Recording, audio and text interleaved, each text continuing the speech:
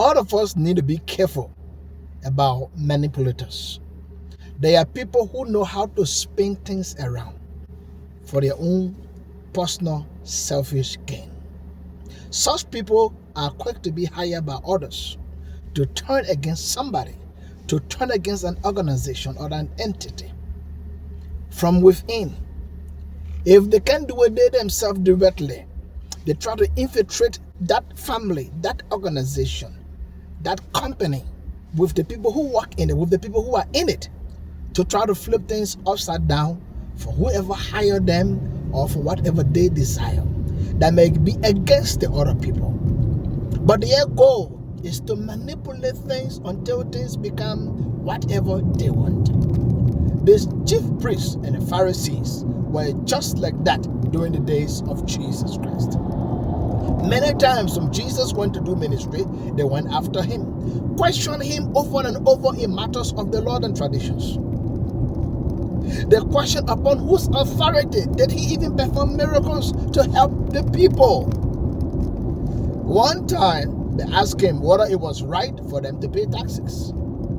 Of course, they were under the Roman rule at the time, so Jesus knew that they had to pay taxes. It was not the matter of whether it was right or wrong, but that was the system of the day.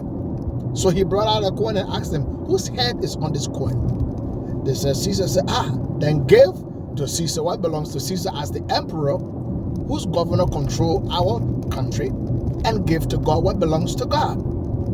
You cannot say because you serve God, you're not going to give to Caesar what belongs to him, when Caesar is controlling this region for now. So give to Caesar what belongs to Caesar, and give to God what belongs to God. And so Jesus said to that. Then they brought to him the lady who was caught in adultery. The law commands that they stone such people to death and kill the lady. And so they brought the lady again to Jesus. The law commands us to stone her to death. What do you say?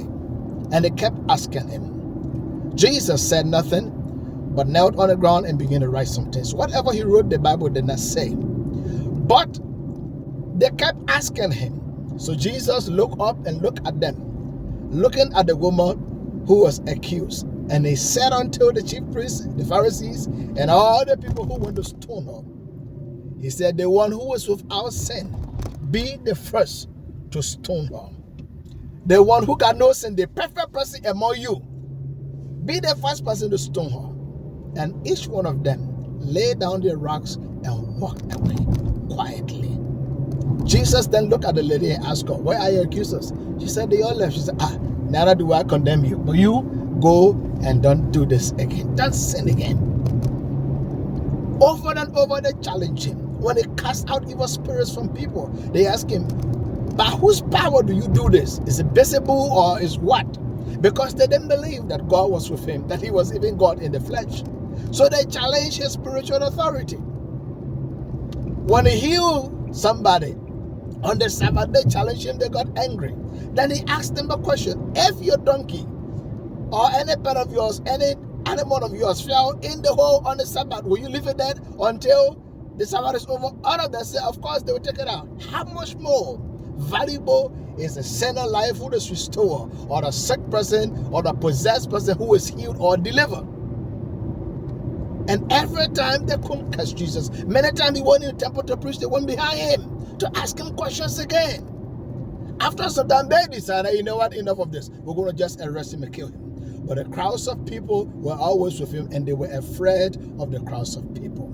So the night upon which he was arrested, I bet they sat down and thought, if we move this crowd of people from behind him, then he's all by himself, we can have our way with him.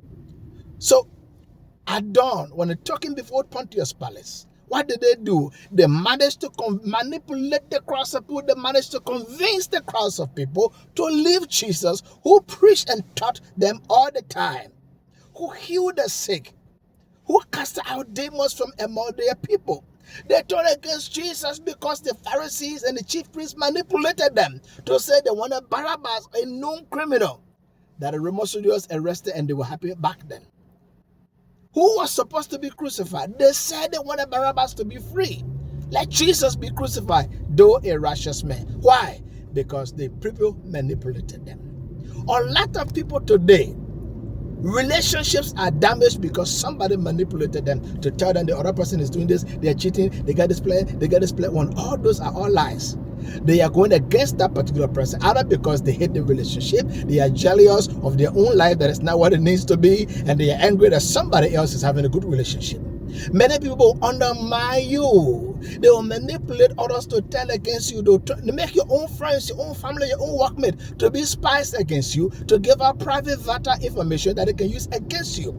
In the political arena, people do that. They manipulate people. They bribe people. They make promises to them. Why? They just want to get somebody else off the grid. They just want to bring somebody else down. Then they will be happy. The question here is this: why the manipulators are on the side manipulating people? Are you one of the bogus people that somebody can just pull by your nose here and there, that it can manipulate easily? Or do you have your own brain to use and you can think for yourself? Or you are one of those people going around without any brain, without any conscience, without any morality, that anybody from anywhere at any time can just pull you by your nose and carry you from this side to this side? Are you one of those people that somebody can just jack from your relationship because they told you something about your partner? Are you one of those that somebody can just make you turn against your own family because they told you something about another family member without investigating? Are you one of those ones that a pastor raised you up for years? You so-called move mightily in him, you believe in the ministry, and another person can tell you something about that pastor and you pack and leave without asking me the question? Are you the one who will turn things around in the organization when everything is going well, but only because somebody told you something? Maybe because they want position, or because they want to get at somebody and you join their side. People will always try to manipulate people, but why be one of those that they can use against other people, when at the same time you will not want such things to happen to you? Don't you understand the scripture that says, do unto others as you have them do unto you? But you will be willing that either you are the chief person that manipulate others, or you are the figure-headed person they can use and to bounce here and there. Are you the one who the pastor raised up in the church, that another person can come after years of ministry of that pastor and just move you just like that, without you asking the pastor one question? Are you the one to turn against your family because somebody told you something? Turn against your friends because somebody told you something? Turn against your teammate in your organization, in your group, because somebody told you something, without taking time to ask questions so you have a better understanding? You forget these days people are liars. People can lie. Even when they say they swear to God, a lot of them can be lying. Even when they are crying, a lot of them can be lying. And some of them can even plant false evidences just to convince people of the lies they have told. Don't be one of those that people can easily manipulate. Be somebody with a sound mind. The Bible tells us that we're not people who are called to be known for fear and intimidating, but we should be people who have sound mind. Sound mind that somebody can manipulate you. Sound mind that you're not going to let the devil use you to try to manipulate others to spoil the good things they are doing. May God bless you.